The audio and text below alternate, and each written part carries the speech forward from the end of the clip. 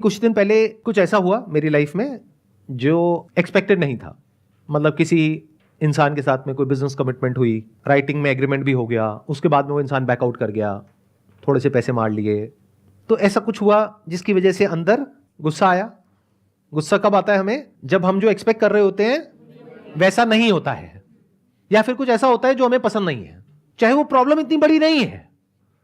यानी कि ये जो मैं अपनी सिचुएशन से रिलेट करके बता रहा हूं, मेरे स्टैंड पॉइंट से देखोगे तो वो फाइनेंशियल लॉस बहुत बड़ा नहीं है, छोटा सा है, लेकिन उसकी वजह से गुस्सा बहुत बड़ा है क्योंकि उस इंसान ने धोखा दे दिया। मतलब इसके पीछे क्या है? एक एक्सपेक्टेशन है मेरी कि वो इंसान इस तरीके से एक्ट करना चाहिए था और उसने नहीं किया, कुछ अनफेयर हुआ मेरे साथ में। तो जैसे ये फीलिंग आती है कि मेरे साथ में कुछ अनफेयर हो रहा है तो गुस्सा आता है हमें। यहां से गुस्से की शुरुआत होती है। अब इसको आराम आराम से देखना क्या होता है, मैं आपको बिल्कुल एग्जैक्ट बताता हूं। ब्रेन के लेवल पे आप सबके साथ में ऐसा होता है, बट आप कभी बैठ करके इस चीज को ऑब्जर्व नहीं कर पाते हो।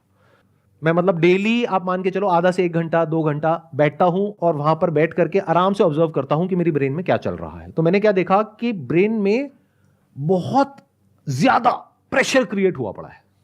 मतलब एक एनर्जी है जो बहुत तेजी से चल रही है और उस वक्त मन कर रहा था कि किसी भी तरीके से इससे मैं फ्री हो जाऊं। मतलब उस टाइम पे उस सेंसेशन को कंट्रोल करना वाज नेक्स्ट टू इम्पॉसिबल।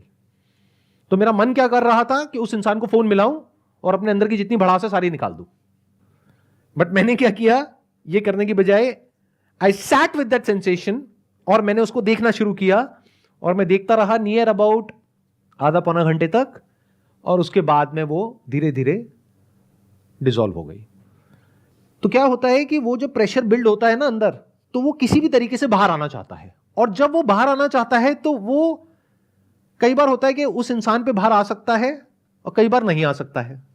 मान लो वो इंसान आपसे पावरफुल पोजीशन में है, या मान लो कि अगर आपको पता है कि ये गुस्सा अभी उस इंसान के ऊपर बाहर आया तो आपको कोई बहुत बड़ा नुकसान हो जाएगा, तो अब वो कहीं और निकलता है।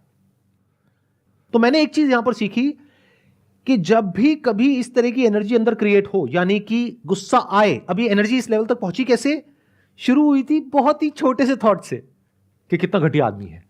बस इतना छोटा थॉट था जो सुबह से रात तक आप लोगों के माइंड में आता है, लेकिन आप इसको ऐसा समझते हो कि ये तो कुछ भी नहीं है, बोलते ही रहते हो सुबह से रात तक। और ये छोटा सा थॉट कितनी जल्दी बड़ा होता है, you can't even imagine in the wildest of your dreams. तो एक हल्का सा थॉट आया था अंदर, यानी मैंने अपने आप को बोला था कि कितना घटिया आदमी है, ऐसे कैसे कर सकता है। और वो थॉट आ तो गया, बट उसको निकालने का कोई तरीका नहीं है, वो कंटिन्यू हो गया। मैं अपने और काम कर रहा था, लेकिन बैक ऑफ द माइंड वो चल रहा था। तो जितना वो थॉट आ रहा था, मैं उसके बारे में ऐसे लोगों से बात कर रहा था जो कि मेरी तरफ थे, और वो सब मुझे सपोर्ट कर रहे थे, हाँ हाँ हाँ बड़ा घटिया आदमी है। तो वो थॉट और पक्का हो गया, तो मुझे वैलिडेशन मिल गया कि मैं सही सोच रहा हूं। अब अगर मैं सही हूं और सामने वाला गलत है, और 10 बंदे मेरे आसपास वाले कह रहे हैं कि वो गलत है और तू सही है, तो वो तो थॉट और पक्का हो गया। अब वो थॉट बहुत तेजी से घूमने लग गया। ये पूरी प्रोसेस चली थी आई थिंक 2 से 3 दिन, उसके अंदर अंदर ये काम हो गया था। और फाइनली 2-3 दिन बाद में जा करके मुझे खुद भी नहीं पता लगा कब मैं एक ऐसी सिचुएशन में बैठा था जहां पर कि मेरे को हेडेक हो रहा था और ब्रेन में इतनी तेजी से वो सेंसेशन चल रही थी, जिस टाइम पे I was in a kind of a situation कि अगर वो मेरे सामने होता इंसान तो पता नहीं क्या हो जाता। अगर मेरी जगह कोई और होता तो वो पक्का रिएक्ट कर देता, वहां पर नहीं करता कहीं और कर देता और कुछ ना कुछ रायता फैलाता। क्योंकि जैसे ही आप रिएक्ट करोगे इस स्टेट में, विच इज एंगर, तो बाहर क्या निकलेगा? एंगर। तो वो जो एनर्जी होगी जहां भी जाएगी, जिससे भी जाकर के टकराएगी, वहां से सामने से एक रिएक्शन आएगा। जैसे ही रिएक्शन आएगा आपको और गुस्सा आएगा। यानी उस गुस्से में अगर मैं उस इंसान को मैसेज कर देता कि तू ऐसा कैसे कर सकता है, तू कितना घटिया आदमी है, ये है वो है, कुछ ना कुछ रायता मैं जरूर फैलाता, तो सामने से कुछ ना कुछ रिएक्शन आता, और रिएक्शन आते ही मेरी जो साइकिल है ये और स्ट्रांग हो जाती, गुस्सा और बढ़ जाता, फिर मैं कुछ और बड़े लेवल पर रिएक्ट करता, फिर सामने वाला भी बड़े लेवल पर रिएक्ट करता। तो मैंने उसको बर्दाश्त कर लिया, उस इंसान को नहीं, अपना ही जो थॉट था जिसकी वजह से वो फीलिंग्स, इमोशंस, सेंसेशंस ट्रिगर हो रही थी, उसको देख लिया आराम से बैठ करके, और मन कर रहा था उस वक्त कुछ करने का, लेकिन कुछ नहीं किया। And next day everything was normal. अगर वो बंदा आपको दोबारा फिर से मिल जाए तो? अब अगर वो मिल जाए तो कोई दिक्कत नहीं है, क्योंकि उस प्रॉब्लम को सोल्यूशन निकल गया अगले दिन। क्योंकि अगले दिन मैं इस सिचुएशन में था कि मैं उस प्रॉब्लम का सोल्यूशन निकाल सकता था। आराम से बैठ करके इस चीज़ को देख पा रहा था कि अगर ऐसा हो भी गया तो इसका मतलब ये नहीं है कि एक इंसान चोर है तो पूरी दुनिया चोर है, या एक इंसान घटिया है तो सभी घटिया है। ये गलती हम कर बैठते हैं, और उसकी वजह से क्या होता है, हमारा पूरा वर्ल्ड व्यू चेंज हो जाता है। देन हमारा नेचर ही ऐसा हो जाता है कि हमको हर एक पे गुस्सा आने लगता है। और ऐसे बहुत लोग हैं, सड़क पे आप जा रहे हो, हल्का सा टक्कर हुई भी नहीं है, थोड़ा सा उसके पास पहुंच गए, और इधर से उसने देखा, आपने बड़े भोलेपन से उसको देखा, बताऊं तेरे को? तो क्या बताएगा भाई, कुछ नहीं हुआ है, और क्यों बताना है तुझे मुझको, मैं कौन हूं? मतलब समझ रहे हो, वो इंसान भरा पड़ा है गुस्से से। और ऐसे बहुत लोग हैं जो हमारे आसपास में घूम रहे हैं। तो इस तरह से आप देख सकते हो। वो तब देख सकते हो जब आप खुद कूल और काम हो।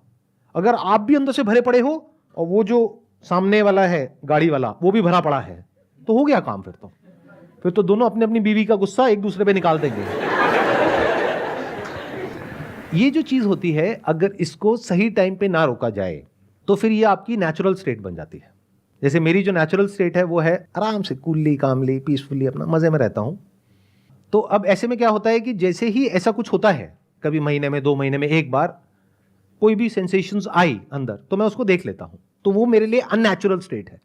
और इसका उल्टा भी हो सकता है कुछ लोगों के लिए, कि उनकी नेचुरल स्टेट है रिएक्ट करने वाली है। कोई कुछ बोल के तो देखे।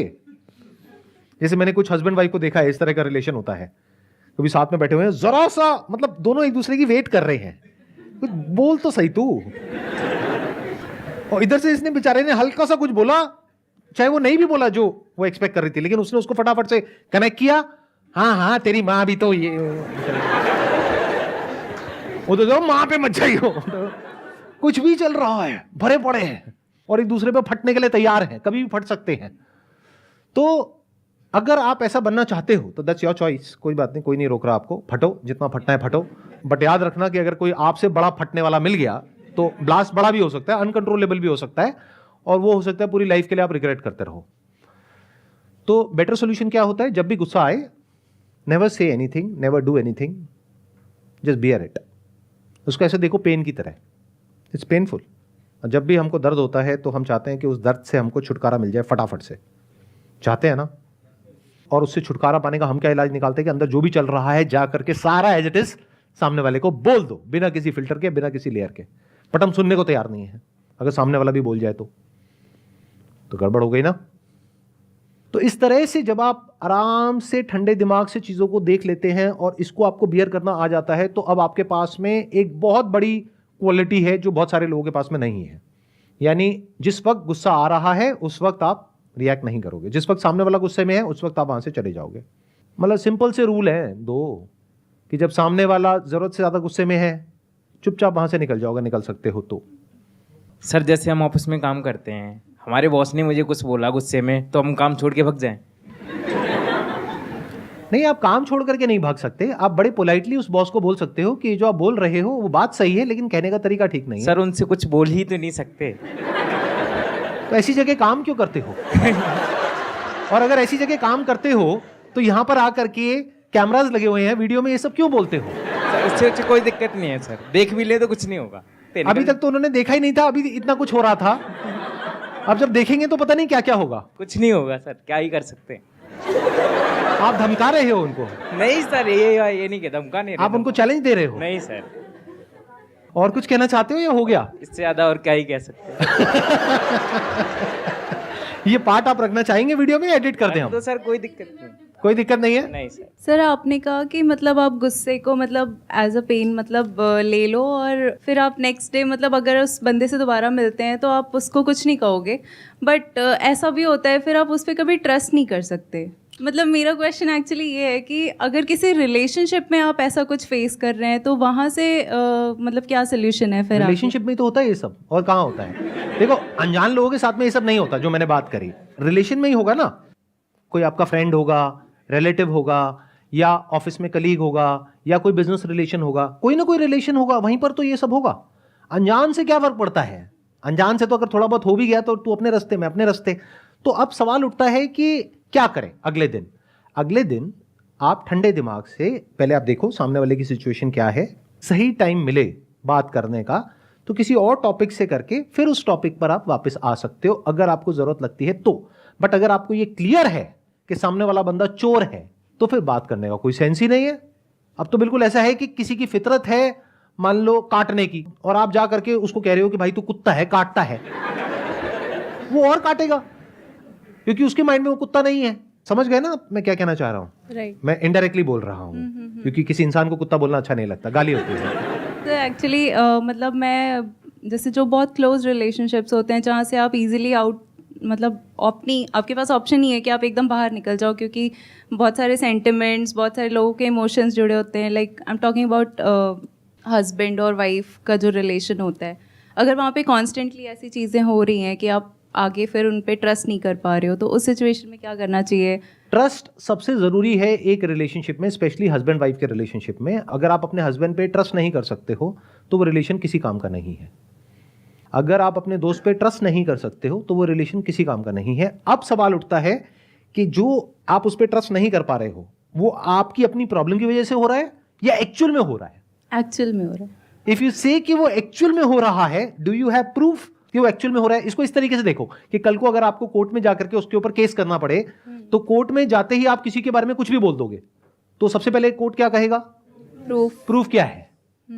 कोई भी आकर के कुछ भी बोल सकता है, किसी के अगेंस्ट भी कुछ भी बोल दिया। प्रूफ क्या है आपके पास में? तो if you have proof of what you are saying is true, then you have to see कि क्या मैं उसको इंटरपोलेट कर रही हूं अपने माइंड में। इंटरपोलेट का मतलब होता है कि क्या मैं उसको बढ़ा चढ़ा करके अपने माइंड में बोल रही हूं कि उसने गलती करी है इस लेवल की और मैं कह रही हूं कि उसने इस लेवल की गलती कर दी है। यह भी समझना पड़ेगा।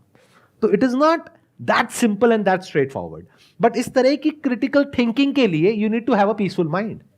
तब आप एक्चुअल में देख सकते हो, एक्चुअल में समझ सकते हो कि एग्जैक्टली चल क्या रहा है। सर अगर कोई गलत कर रहा है आपके सामने और बार बार वही गलती कर रहा है, वो एक बार को हम चलो आपके कहने पे सर हमने मतलब करा भी है कि ठीक है गुस्सा आ गया, घर बैठ गए, फिर आता सामने, फिर वही होता है बार बार, फिर बैठ गए, तो सर कैसे मतलब कैसे रोके अपने आप को? नहीं तो इसका मतलब आपने मेरी वीडियोस ध्यान से नहीं देखी। देखो मैं बताता हूं, मैं ये नहीं कहता कि अगर कोई आपके साथ में गलत कर रहा है तो आप चुपचाप बैठ जाओ और कुछ मत करो डर करके। मैं कहता हूं लड़ो, लेकिन शांत मन से लड़ो। अगर गुस्सा आ रहा है तो पहले अपने गुस्से को शांत होने दो। जब गुस्सा शांत हो जाए तब आराम से ठंडे दिमाग से लड़ो।